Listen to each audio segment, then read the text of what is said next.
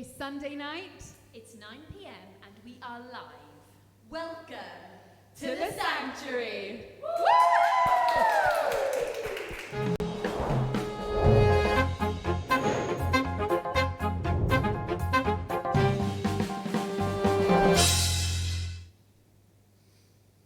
It's great to be with you this evening. It's season 2 and program 1, and I'm sure you've already noticed that things are very different from season 1. Now, in our very first program, the clock fell off the wall, and those of you who've been with us from the beginning will remember that. We've called it Clockgate. Now, tonight, as Hannah has said, we are absolutely live, and we are expecting things to go wrong. But if they do, please bear with us. And obviously what we want more than anything else this evening is to tell you something about the joy that we have in our own hearts because we've met this person called Jesus. The sanctuary is a safe place, a place where we can talk, a place where we can explore, and a place where we can come to that bit better understanding of who Jesus is and how he has shaped our lives. Now tonight, we are going to begin a new way of doing the sanctuary. At the beginning of each month, week 1, we are going to have a story night. And tonight we have a great story to tell. It's a story of Chris Jones. Chris will tell you himself, but it's his sort of, the thing that everybody knows about him. He has had the ignominy, I think, Chris, of being banned for life, not just once, but twice from playing rugby for WRU. And yet today he is a rugby development worker in the Rhondda Valley. So Chris, just say welcome, and we are really looking forward to hearing your story. And as you've already seen, we have Sound of Wales with us, who are going to be sharing music, and we're going to go to the first song in a moment. But over the next few weeks, we've got lots of great stuff happening, so take a look before we hear Sound of Wales give us that very first song.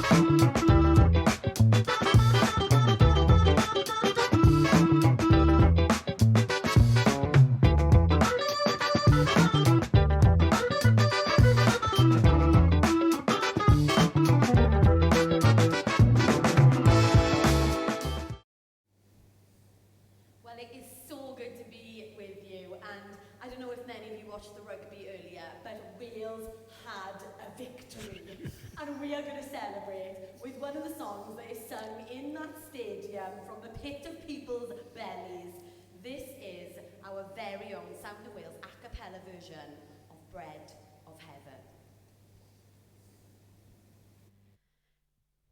Guide me, oh. Guide me, oh.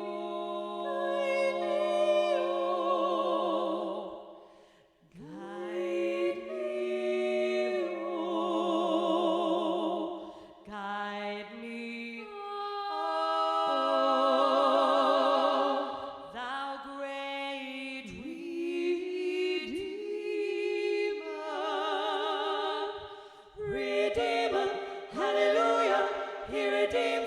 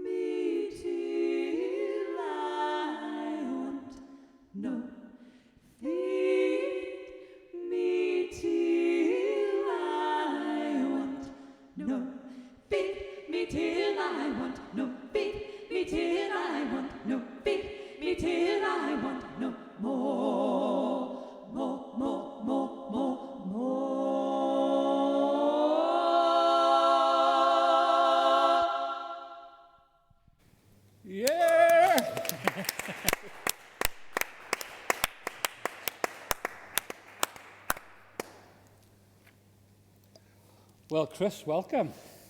Oof, I feel I'm down the stadium, ready to play. I think there's probably more people in this room than there was in the stadium. Yeah, this it afternoon, was. actually. That's right. That's So true. let's get to business. Did you enjoy the game? Yeah. Did I enjoy the game? I enjoyed the win, but disappointed perhaps a bit with the performance. And I'd wish that the Irish had 15 on the field to really test us out to see where we are. Yeah, but we take a win. You're sounding like a true coach. there, Chris. Yeah. Oh, coaches always take wins, no matter what. Now then, Chris, you're trying to work out the maths. I'm guessing that you kind of grew up in the Rhondda Valleys pretty much in the 70s. Yeah, 60s, early 70s. Early 70s. Yeah. So in those days, the pits were still open. Places like Porth and Tonopandi were still very much thriving towns in those days. Yeah. What was it like for you as a young man growing up in that environment? Right, it was a tough environment. I worked out early on that if I wanted to have any respect there growing up, I had to be either good at drinking, fighting, or playing rugby.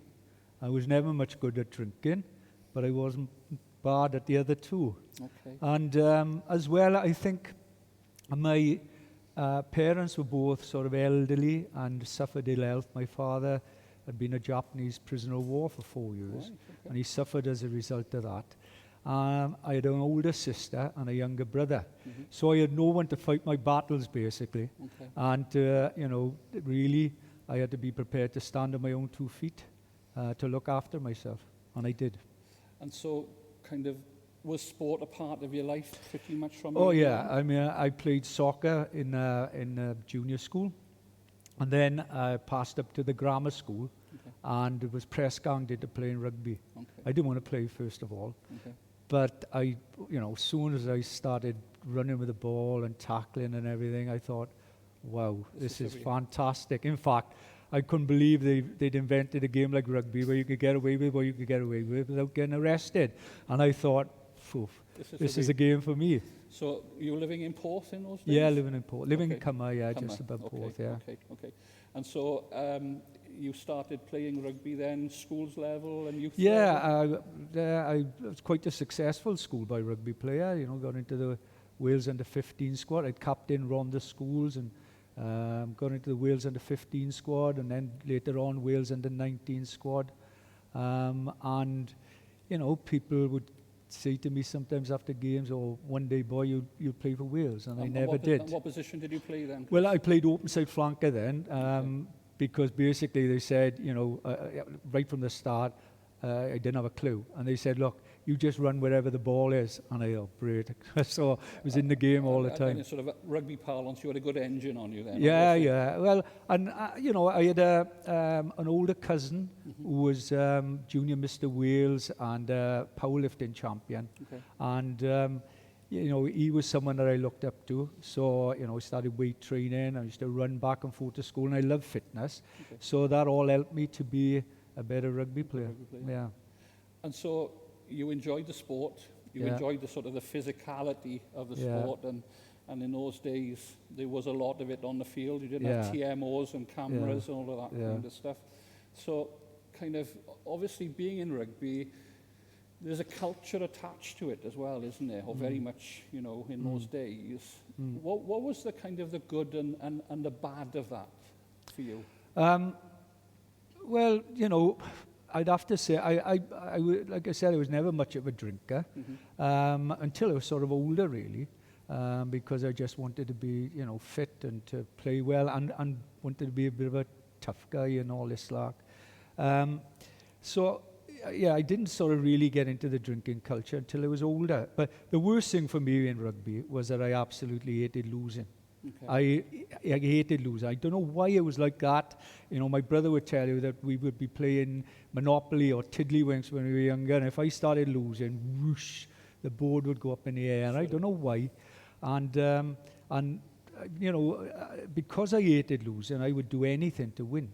Okay. Kick, punch, gouge. And as you said, rugby in those days in the valleys, it still is, but especially in those days without the sort of cameras there watching, without the scrutiny and every single thing that goes on the field. Rugby was a rough and tough game. Okay. And, but as rough and tough as it was, there was lines you shouldn't cross. But I used to cross the lines all the time. And obviously then I would get sent off and get banned from playing.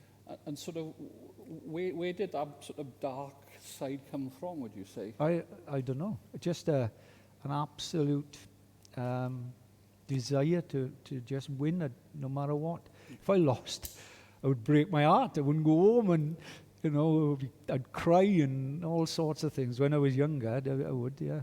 And so you went into senior rugby, Yeah, and obviously, yeah, as you say, a tough environment. yeah, And then you built up a bit of a reputation, I guess, as a yeah. roughy-toughy.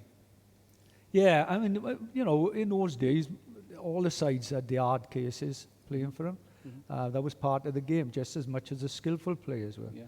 But I had this reputation, I suppose, and I lived up to the reputation, or tried to live up to it. Okay. And, so many of us do that, and we put a mask on. It's not a real person, but, living up to this reputation. And what became more important for me in the end, I suppose, was living up to the reputation rather than winning a game.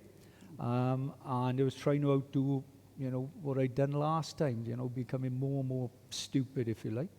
And I suppose that culminated in a sending off up in Treorchy on Boxing Day, when I hit the referee for sending me off, and then, wanting to fight the crowd and run up the mountain by the side of the field in temper.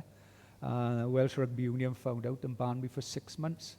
And then that led on then, after the 6-month ban, got sent off then against Cardiff. I came back, played a couple of games, and we played against Cardiff, the Man United of big Welsh fixture. Rugby, maybe Yeah, World yeah, Rugby, yeah. with all their internationals and everything. And it was a bit of a notorious game up in Treorchy. 4 of us got sent off, and I was the first one to go. And obviously, after being banned for 6 months, I got banned for life then after that. And my own club, Treorchy, banned me for 5 years. So, yeah. So that was the bad side of rugby. It didn't always agree with me. As much as I loved the game, it wasn't always agreeable with me, no. And then, having that sort of aggression and all of that kind of stuff, without getting too personal, I'm sure that must have been difficult for the people close to you as well, and living Oh, it with was. Yeah, it was. And, I suppose, I'm not here to glorify violence Not at in all. any shape or form. I'm only saying this because, I believe a God changed my life, and we can get onto that later. And if he can change me, he can change anyone. But obviously, my family in particular did suffer because not only did I get in trouble on the field, I got into trouble off the field. And most weekends we get involved in fights or whatever, around the valleys, down to Cardiff and Swansea and that. And when I did come home, there would be terrible rows, and obviously sometimes be locked out, and I would kick the door in or break windows to get in, and then there'd be rows in the house. And I had 3 small children. I never ever hit my wife, I love my children. My wife normally ended up hitting me, but it wasn't a pleasant place to be at times. It wasn't pleasant for her, but was it pleasant for No, you? it wasn't pleasant for me. No, and the truth of the matter is, Wayne, that lots of times I tried to change. I used to maybe have a weekend out, and I hadn't come home on Monday morning to go to work or something like that. And then I would think, right, this week now, I'm not going out. I'll go to the rugby, and that would be it. And it was like an addiction, really. Is, through the week, I would, be reading my children bedtime stories and spending time with them and everything else. And the weekend would come and Start again. back to it again. Yeah. Fascinating. Yeah. So there was a big moment in your life where it kind of all of this really Yeah. a low point, I guess. Yeah. So tell us a little bit about sort of how Well, it all came to a head. Yeah, like I said, lots of weekends we were in trouble, and this particular weekend, we went up to the Brecon Jazz Festival, a group of us from the Rhondda, and to cut a very long story short, got involved in a fight with, as it turned out, an undercover drug squad officer. I didn't know that. And he was badly injured in a fight, and the police sort of accused me of stabbing him and kicking his head in on the floor. And the truth is, I thought he'd hurt a friend of mine, and I would have, because once a miss come down, that would be it. I would, literally do anything. And but I didn't. I was arrested before he could act. I was on top of him. I was arrested before he could actually hit him. Anyway, I was allowed a phone call home. We spent a weekend in Brecon police cells. I was allowed a phone call home just to my wife. She came up to bring my clothes up because they'd taken my clothes off me for forensic evidence. And she said the children were asking where I was again. Where's Daddy? And I went back to the cells that night, and I was ashamed. I thought, oh boy, the next time they're going to see me now is down in Swansea jail, because I'd be put on remand. And I was ashamed. I was frightened. I didn't want to go to jail. I don't think anyone in their right mind wants to go to jail. Certainly I didn't.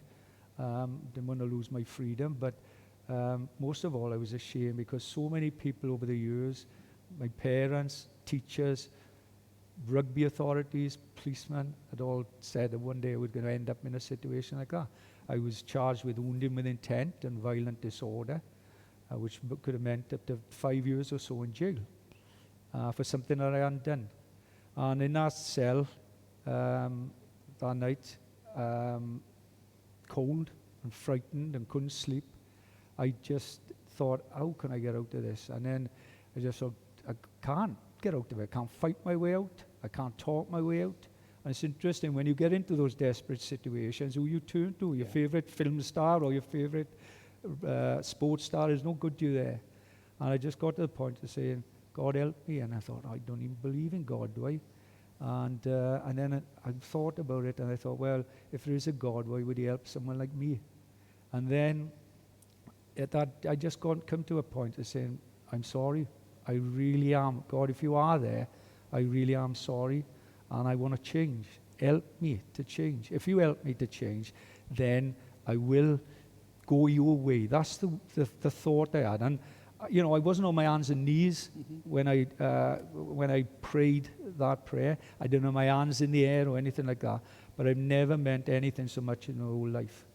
And it was like no choirs of angels, no flashing lights, but it was like, Chris, come my way, and this is what you've been looking for. And I thought, boy, that's incredible, fantastic. And no sort of real Christian background at all? Well, no, I mean, I've been asked that. I went to church. I went to Anglican church when I was younger. My mother and father weren't Christians. My father was anti-Christian. My mother was anti-chapel for some things that had happened in the past. But we were all made to go to church. But, as I got older, it didn't mean anything to me, and I stopped going. And, I'd never heard the gospel. I'd never heard, the real gospel.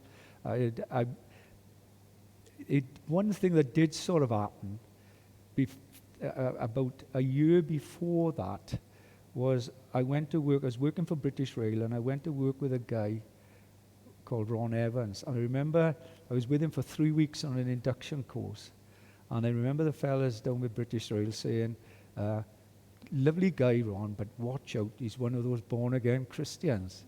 I thought, right, I'll sort him out. And but after being with him for 3 weeks, I can remember coming home after 3 weeks and thinking, wow, there's something different, about this guy. I remember saying to my wife, and this is not me at all, you can imagine. I remember saying to my wife, I want to get him a little present. She was saying, what? I said, no, I want to get him something just to thank him for being so kind to me, And so he never preached the gospel to me, but he lived it out. Made an impact. That's what he did. I saw Christianity in action. And I did think, but that was, before all of this happened. Yeah. And just what happened with the case, and we'll break then for another song. But yeah, well, long story short, basically we should have taken a couple of weeks trial because there were other people involved, and there's a big drug surveillance thing and everything else. It was all over and done with in a day. And basically, I had to plead guilty to violent disorder, and the police were willing to drop the other charges against me. And I was determined to go in there and say the truth as a Christian, because I was 8 months later, and so I was fined.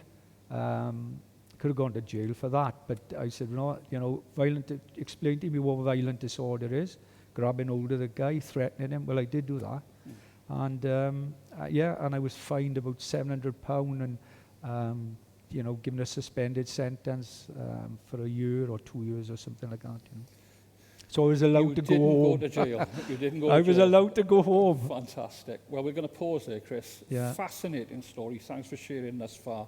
We're going to go to a song next, and then we're going to be listening to a lot more of what happens next for the next 30 years, I think, Chris. Yeah, right. And we're going to try and compress that down a wee years. bit. But fantastic, Chris. So we're going to go back to the ladies and to Andrew and have our next song.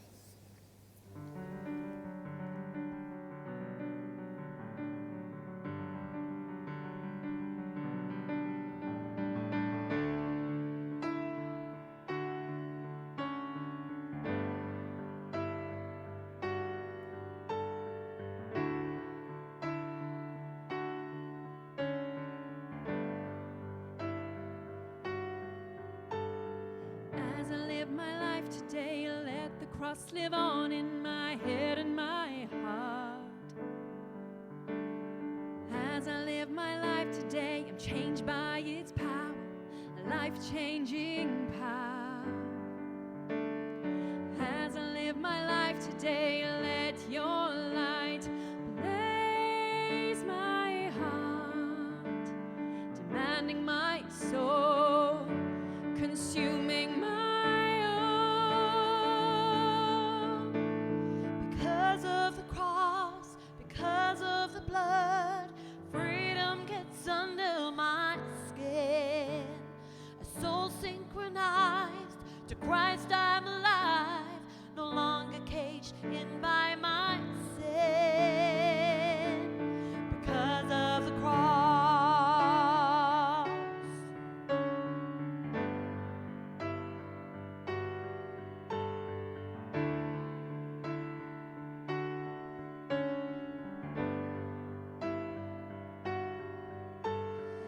As I live my life today, all you fulfilled, all you gave up. As I live my life today, radical grace shouts out my name. As I live my life today, heart satisfied, soul safely whole, slate dusted clean, hope signs ahead. Because of the cross, because of the blood, freedom gets under my skin. A soul synchronized to Christ, I'm alive, no longer caged in by my sin. Because of the cross.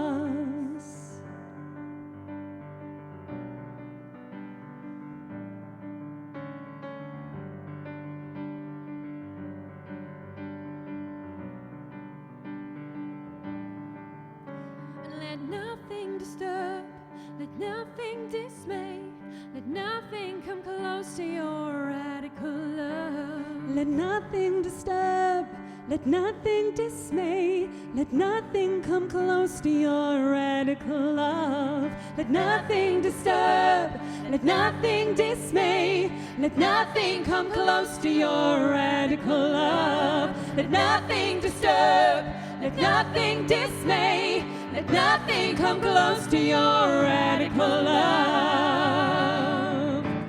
Because of the cross, because of the blood, freedom gets under my skin. A soul synchronized to Christ, I'm alive, no longer caged in by my sin. Because of the cross, because of the blood, freedom gets under my skin. A soul synchronized to Christ, I'm alive, no longer caged in by my sin. Because of the cross.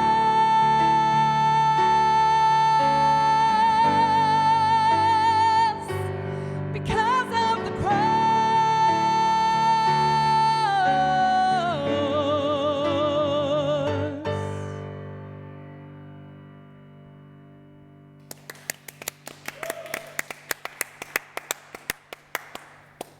We can get first division rugby in the Rhondda, right? That's what everything's been about.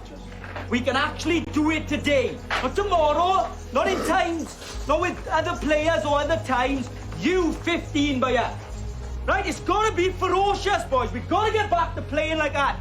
To earning respect. Let's get it done with a bang, with a flourish. Let's look good. Everybody here! Come on! What are you gonna do? What are you gonna do? What are you gonna do? Fight!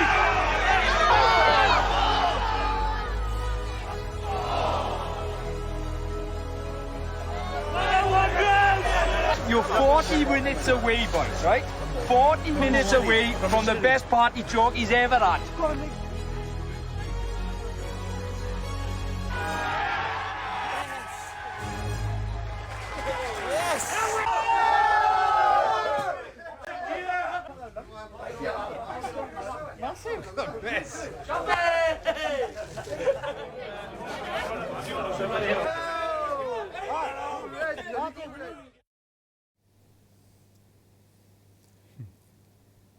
Did that bring back some memories? Yeah, great memories. And No, I think the big question is, was it the best party Treorchy ever had? I don't know because I left early. Well, it was a good Valleys party because they were chip buddies. Yeah.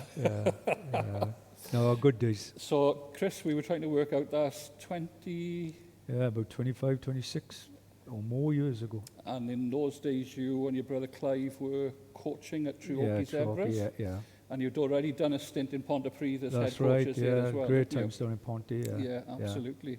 Yeah. So, I was trying to work it out. You become a Christian then roughly around 30 years of age, something like that? 32. You were 32, Yeah, right? yeah. And yet you stayed in that world. Well, not exactly. So No. what happened? Well, after I became a Christian, I thought, right, I don't want anything to do with rugby. I thought, wow, this is fantastic. This is a new way to live life. Rugby's just always been, not good for me, really. Enjoyable times, but also, caused me a lot of problems. And so I thought, right, I wouldn't have anything to do with it. And then I started to go to a church down in Porth, and the pastor there became a great friend of mine, a guy called John Bullock. He encouraged me to get back involved. Now, my brother was, we'd left Pontypridd, and Clive had gone back to Treorchy to coach, and he was on to me to come back up and coach. And I said no. And then John was saying, no, Chris, what a great opportunity to be able to witness for Jesus in that type of environment. They need to hear, the rugby world needs to hear about Jesus Christ as well. And he said that, rugby wasn't a problem. It was Chris was the problem. You're in a better situation now. So I got back involved. And then obviously from there, you saw those pictures there, then we sort of managed to get promotion with Treorchy. And there was get through with the Phil first division. Davis was on there as well, wasn't Phil, he? yeah, Phil was there, yeah. And so people knew you in Treorchy. Yeah. What difference did they see to the Chris Jones that they knew a few years before to this Chris Jones? Well, obviously you'd have to ask them that, really. But I know that when I went back, I think, a lot of the boys thought I was going to coach like I used to, because I coached Pontypridd and coached Treorchy before that. And just to say, my father, a big Pontypridd man, he tells some stories about you and Clive in those days, so I know that. Yeah. I coach the same way as I played, and I want forwards to play like I did, and do what I did. Mm-hmm. And obviously, when I became a Christian, I couldn't do that anymore, and I didn't want to do that anymore. But I think, having said that, any of the teams I coached, whether it was Treorchy or whether the youngsters I coach now, anyone who plays against them knows they're going to be in for an hard game because the boys are going to be committed, they're going to get stuck in, and they're going to fight for every single ball they can get on a field. But they'll play within the rules as well. And that would be a difference. And those boys saw that in you, would you say, Chris? Yeah, well, what happened from the days up in Treorchy is that we just realized after a while we couldn't keep paying the players, a small village team. So we had to try and produce our own, and they started the schools work. It was Phil, really, that was the brains behind it. And they wanted someone to go into the schools to coach. Well, I was thinking to myself, right, okay, how am I best going to express my Christian faith? How am I going to put my Christian faith into action? I didn't just want to sit in a pew. And I was a type of rugby player and a type of person, I suppose, who, would say they would do anything. So when I became a Christian, I said, right, God, I'll do anything. And I meant it. This life was so good. The peace and the contentment and the fulfillment I had of being a Christian was so great. I thought, how can I ever repay you? I'll do anything. Well, the thing was, I couldn't speak Chinese, and I couldn't speak North Korean or anything like that. But you could speak But I Rhondda. did know about rugby. And so I said, I'll go in the schools and coach. One problem, of course, was my past reputation. Yeah. I think a lot of the teachers and head teachers are saying, wow, are we going to have him in the schools? But the old saying is, people don't care how much you know until they know how much you care. Mm-hmm. And I did care, and I do care, because I was once where those kids were, So, so we started the schools work, and that's basically what I'm doing and I know. And I asked about, the people close to you before you became a Christian and how that affected them. Yeah. How did it affect them when you became a Christian? The guys I coached and whatever. Well, I never had any problems and that with it. I mean, one or two of them might have had a bit of fun, but I never really had any sort of real hassle about it. And otherwise, I would have had that. What about at home? What about at home? What about at home? At home, my wife thought I'd gone off my head. She couldn't believe, what's this all about now? Mm-hmm. But then I think, after 6 months or so, she started to see that there was a real difference. There was peace in the house. And she started to come to church. And obviously, she's got her own story to tell. Of course. But about a year or so afterwards, basically, very quickly, my daughter Jess was born. I had 3 children, were born before we were Christians, and then my youngest daughter Jessica was born. And when she was born, everything seemed all right. And as soon as they cut the umbilical cord, she just turned purple. Tongue was coming out. She couldn't breathe. They had to rush her down to the Heath Hospital. And I remember, I followed the ambulance down, and when I got down to the hospital, the nurse pulled me aside and said, look, Mr. Jones, she's not likely to live.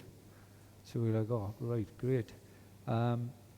So we stayed in intensive care for about a month. And then to have a break, it was Easter time, I said, look, we need to have a break, Jill. We need, to get back home. I'm going to go to church. Do you fancy coming to church? It was Easter Sunday. And that Easter Sunday in church, she made a commitment to the Lord as well. And amazingly, about 2 weeks later, we went back down to the hospital. We're staying there again. But 2 weeks later, Jessica was given the all clear to come home. Wonderful. And she's a strapping young woman now. What is she? 27, 28 years old. Fantastic. So, huge changes at home. Yeah. Huge changes in your work environment. Yeah. Your outlook. Yeah. And that's 30 years of life there that you've talked about, really, in one sense there. Yeah. We could talk forever, but I'm interested in kind of now. Yeah. As you look back on those years, and what do you feel God has for you in the future, Chris? In the future, I don't know. I'll do whatever God wants me to do. But I believe, that I love doing what I'm doing. I believe it is my ministry, if you like. And, I think what we want to try and do is to help the children up in the Rhondda be the best they can be. It's a pretty deprived area. I love the place, but to be the best they can be. And I just worked it out. If I go out on the street and say to a 15-year-old boy, hey, but I want you to be the best you can be, he's going to look at me as if I'm a bit weird.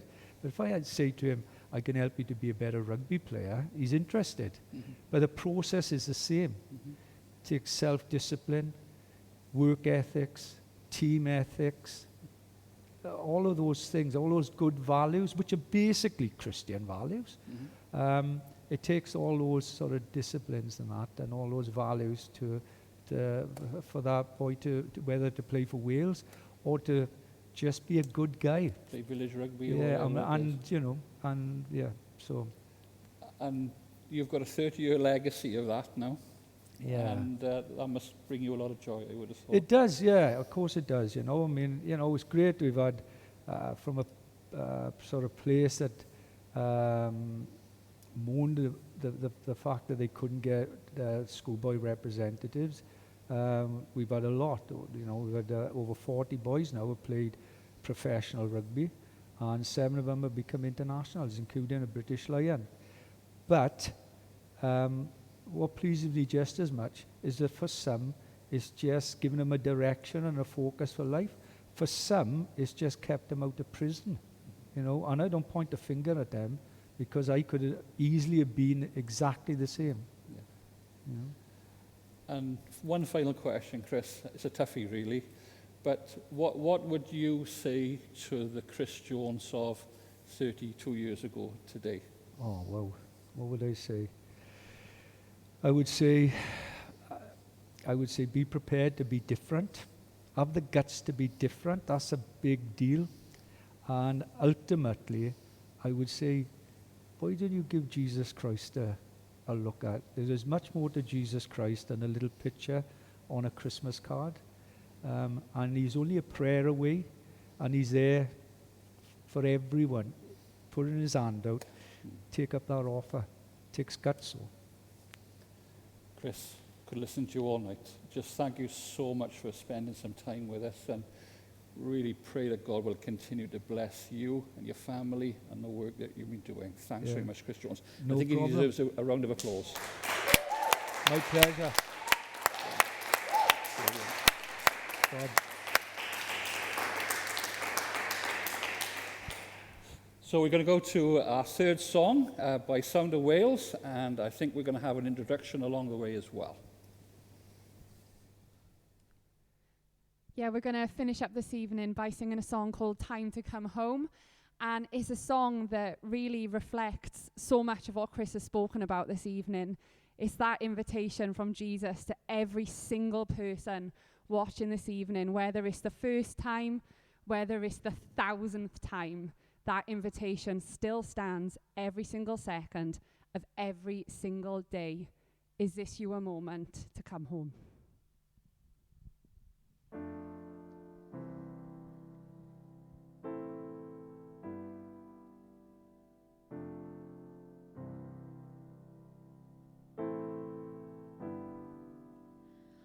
Lost and found, safe and sound, these words of hope beckon me.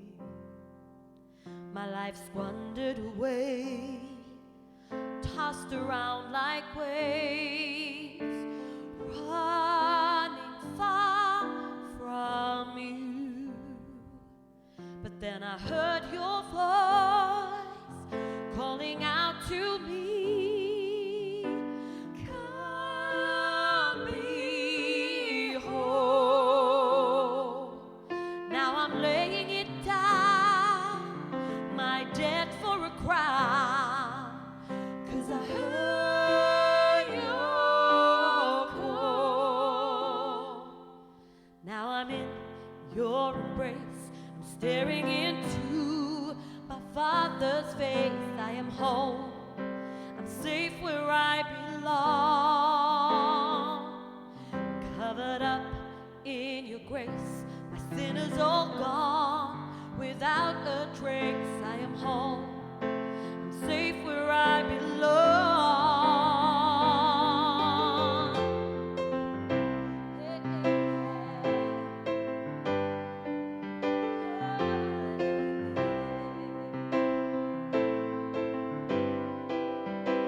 Your great love, it has lifted me. A brand new life I never should have known. Your beauty shone deep into my heart, rescuing this soul out from the dark.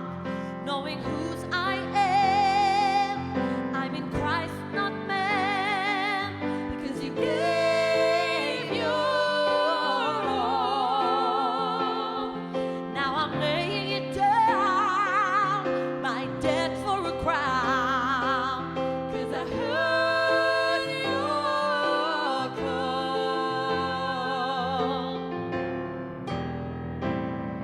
Now I'm in your embrace, I'm staring into my Father's face. I am home, safe where I belong.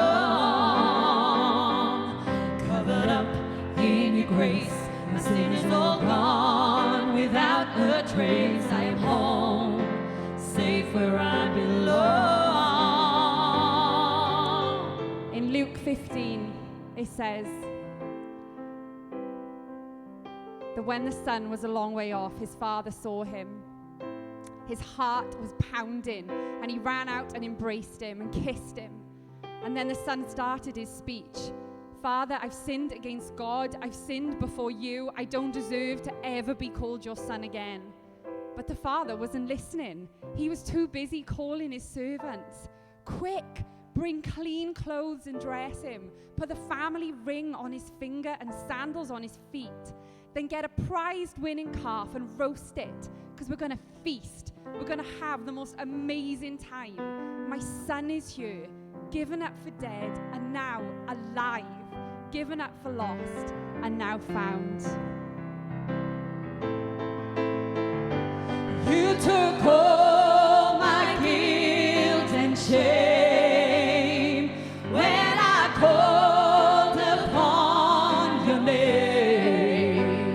Shouted out, your mercy cried to me. It's time to come home. You took all my guilt and shame when I called upon your name. Shouted out, your mercy cried to me. It's time to come home. Now I'm in your embrace, I'm staring into my Father's face. I am home, safe where I belong. Covered up in your grace, my sin is all gone. Without a trace, I am home, safe where I belong. Now I'm in your embrace, I'm staring into my Father's face. I am home, safe where I belong. Covered up in your grace, my sin is all gone. Without a trace, I am home, safe where I belong.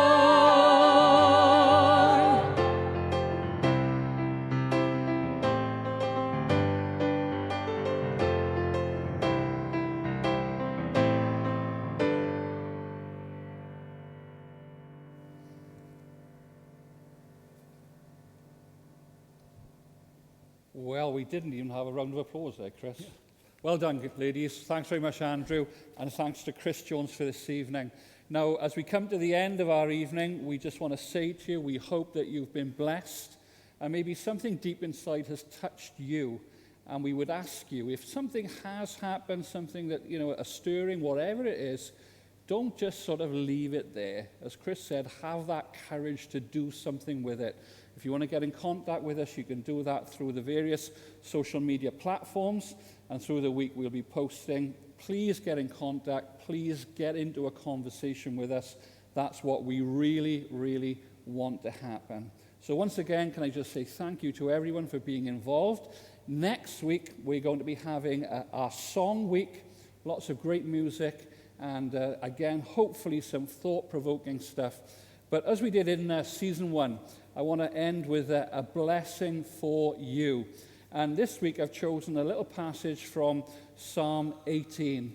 Listen to these words. He reached down from on high, and he took hold of me. He drew me out of deep waters. He rescued me from my powerful enemy, and that can be anything. My foes were too strong for me. They confronted me in my day of disaster, but the Lord was my support. He brought me out into a spacious place. He rescued me because he delighted in me. And wherever you are today, know this: God delights in you. Allow him to rescue you. May God be with you. Amen.